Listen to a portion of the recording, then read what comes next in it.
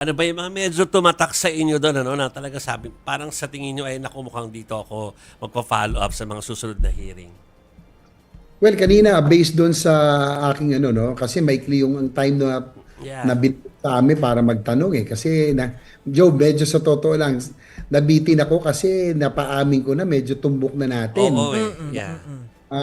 Unang-una napaamin na natin si former DE Henry Alcantara na sila nga po ay nagkakasino, no? At ang aking impormasyon ay gusto natin tumbukin yung lifestyle ng DPWH officials kasi dito natin makikita na kapag magarbo ang buhay, eh talagang ibig sabihin niyan, eh may pinagkukunan ng easy money, no? Tulad ng kaninang natambok natin na nung tinanong ko, eh tinanong ko kung ang impormasyon ko kasi 10 a.m. to 2 p.m. doon sila pumapasok ng kanilang opisina at 2 p.m.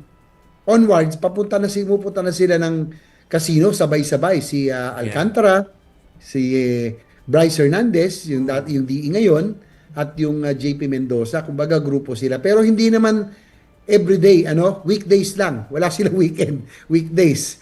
Eh nandoon sila sa casino. So, yun po, yung lifestyle, tinanong ko yung ano, yung nakita natin, yung Marilio nila, Patek Philippe, Richard Yeah. Mille, Yeah.